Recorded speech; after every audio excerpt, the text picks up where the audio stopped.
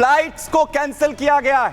Flights जो तमाम वहां से टेक ऑफ करनी थी उन्हें भी बंद किया गया है। ऑपरेशन एयरपोर्ट का अलेप्पो से बड़ी जानकारी। असद सरकार की मुश्किलें लगातार बढ़ रही हैं। बड़ी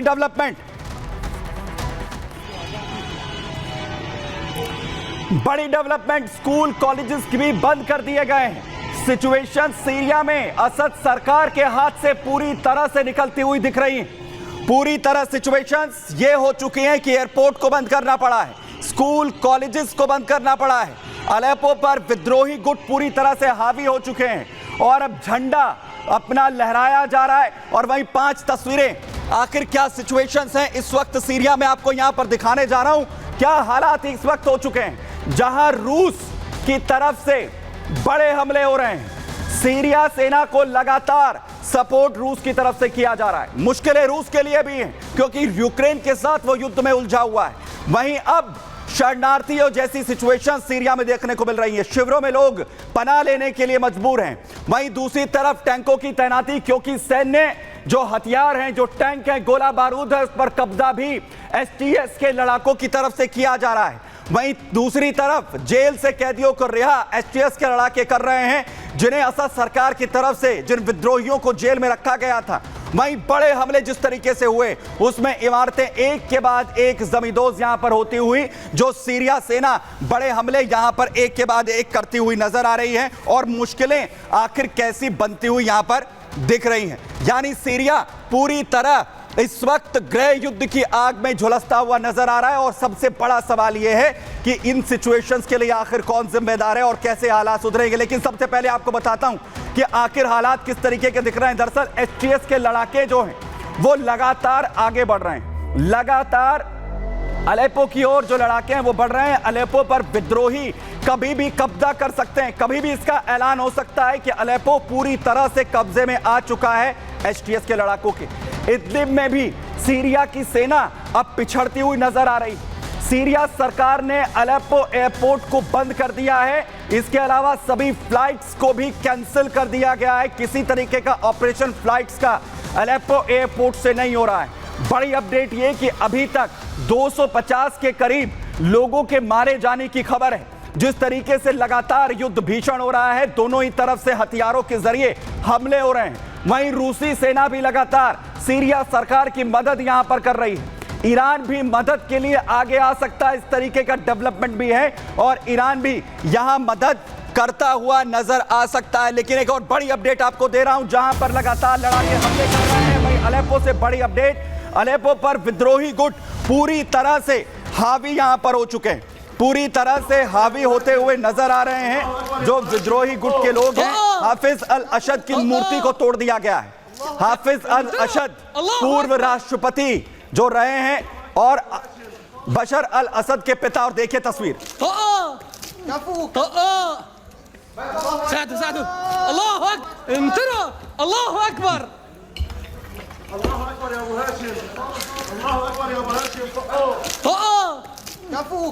हाफिज अल असद की ये मूर्ति जिसे पूरी तरह से तोड़ दिया गया है। और ये एक तरीके से ऐलान है, ये ऐलान है विद्रोही गुटों का कि अलेप्पो पर पूरी तरह कब्जा अब यहां पर हो चुका है और इसका आधिकारिक ऐलान कुछ ही देर के बाद किया जा सकता है।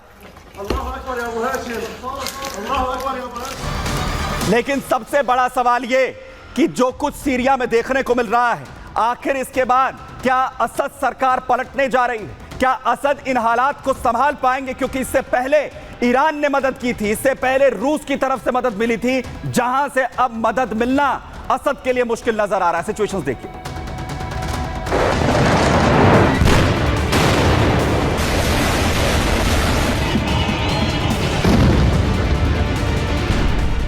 फिर धधका मिडल ईस्ट।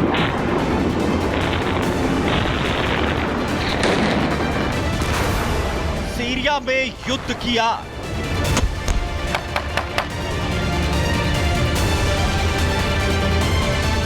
असद का तख्ता पलट कर देगा हयात। मिडल ईस्ट में लगातार युद्ध की आग धधक रही है। सीरिया में हयात तहरीर अल शाम कोहराम मचा रहा है। लगातार असद की सेना पर हयात के लड़ाके कहर ढा रहे हैं।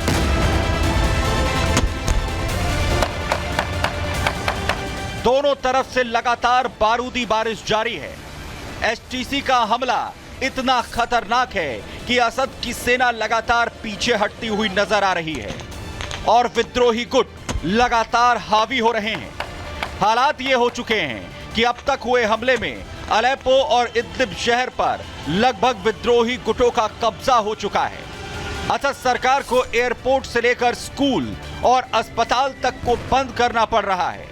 हालांकि लगातार असद की सेना हयात के लड़ाकों को जवाब देने में जुटी है।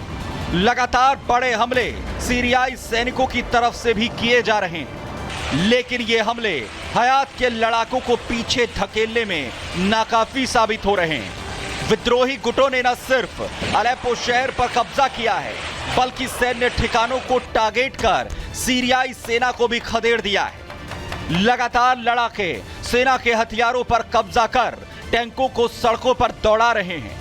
अलेप्पो के जैसा हाल इदलिब का भी है, जहां पर भी लगातार विद्रोही गुट हावी हैं। लेकिन जिस तरीके से इस हमले को किया गया, उसके बाद लगातार रूसी सेना का साथ सीरिया की असद आर्मी को मिल रहा है। रूसी सेना की तरफ से विद्रोही गुटों पर बड़े हमले किए गए हैं, लेकिन रूस की सेना लगातार इस हमले में सीरिया के साथ खड़ी रहे, ये संभव नजर नहीं आ रहा, क्योंकि वो लगातार यूक्रेन के साथ युद्ध में उलझा है।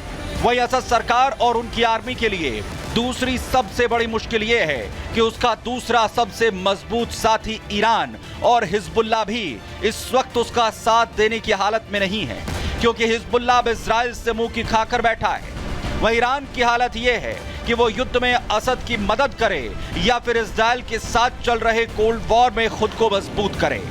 लेकिन ये तय है कि इस बार जो विद्रोही गुटों ने चढ़ाई की है, वो सीरिया का इतिहास और भूगोल बदल सकती है। Bureau report, Republic Bharat. तो सीरिया के इतिहास में हुए हमलों में यह सबसे बड़े हमलों में से होगा, और आखिर कैसे सीरिया फोर्सेस को मुंह की खानी पड़ रही है, बड़ी अपडेट आपको बता रहा हूं कि आखिर कैसे विद्रोही गुट खदेड़ रहे हैं लगातार सीरिया फोर्सेस को। विद्रोही लगातार बड़े हमले यहां पर कर रहे हैं। कुछ और जो इलाके हैं उन पर कब्जा कर दिया गया है। सरेंडर यहां सीरिया फोर्सेस करती हुई नजर आ रही है। सीरिया फोर्स की तरफ से साउथ ईस्ट अलेप्पो पर कब्जे का जो दावा है वो यहां पर किया जा रहा है विद्रोही फोर्सेस की ओर से। साउथ ईस्ट अलेप्पो पर कब्जा हो चुका है। तेल अन की बात करें या तेल हासिल की, और डेर हाफिर पर भी कब्जे का बड़ा दावा यहां पर किया जा रहा है।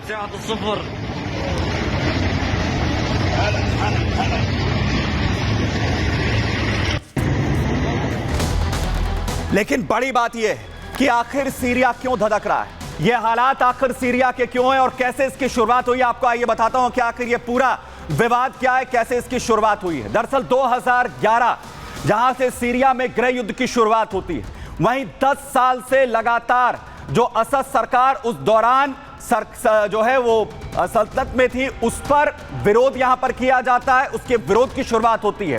फ्री सीरियन आर्मी इसी दौरान एक ग्रुप की जो है तैनाती हो जाती है। अमेरिका, रूस और सऊदी अरब भी इसमें शामिल हो जाते हैं। बाहरी ताकतों के शामिल होने की वजह से गृह युद्ध यहां पर और ज्यादा भड़कता हुआ नजर आता है। वहीं अलकायदा और आईएसआईएस आतंकी भी इसमें शामिल हो जाते हैं, जो इस गृह युद्ध को भड़काने का काम करते हैं। वहीं 2012 तक अलेप्पो के अंदर दो हिस्से बन गए, दो गुटों में अलेप्पो बंटता हुआ नजर आया। एक हिस्सा जो असद सरकार के पास था, जहां से असद सरकार ऑपरेट कर रही थी, वहीं दूसरे हिस्से पर विद्रोही गुटों की तरफ से कब्जा कर लिया गया। असद सरकार को रूस और ईरान का समर्थन कहा जाता है, जहां लगातार उनकी तरफ से सपोर्ट मिलता है, तो वहीं अमेरिका, अरब और तुर्की विद्रोही गुटों के साथ लगातार बने रहते हैं। उन्हीं की तरफ से लगातार मदद यहां पर जो है वो विद्रोही गुटों को दी जाती है, जिसके साथ इस तरीके की सिचुएशंस यहां पर बनती हुई नजर आ रही हैं, और लगातार जो युद्ध है वो यहां पर भड़कता हुआ दिखता है। और सबसे बड़ी बात यह है कि आखिर ये जो हालात सीरिया के हैं, उसकी सिचुएशंस आखिर कैसे बदलेंगी, यहां पर इस पर बात करने के लिए मेरे साथ खास मेहमान यहां पर जुड़ रहे हैं। Defence sector Vinod Dutta sir हमारे साथ है। विनोद दत्ता जी, बहुत शुक्रिया हमारे साथ जुड़ने के लिए। और सर, सीरिया की सिचुएशंस आप कैसे देख रहे हैं, क्या असद सरकार पलट जाएगी? देखिए, जिस तरह से हालात वेस्ट एशिया में हैं और जिस तरह से सुपर पावर्स एक नए वर्ल्ड ऑर्डर में एंटेंगल्ड हैं या एंगेज हैं, मुझे नहीं लगता कि सीरिया को रूस इतनी मदद दे पाएगा।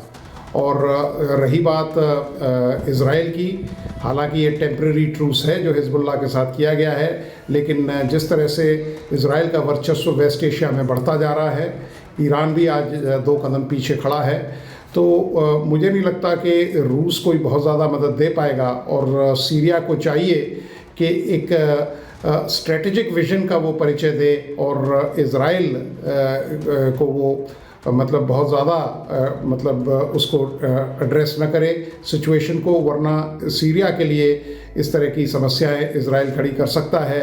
और उसने, आपने देखा ही होगा लेबनान और हमास को किस तरह से उसने नेस्तनाबूद किया है। तो सीरिया को चाहिए कि एक अपने विजन के तहत वो काम करे, क्योंकि जो वर्ल्ड पावर्स हैं या जो न्यू वर्ल्ड लीडर्स हैं वो इतने स्ट्रेस्ड हैं, उनकी रिसोर्सेज हों या उनकी कमिटमेंट्स हों, कि वो सीरिया की मदद प्रत्यक्ष रूप से नहीं कर पाएंगे।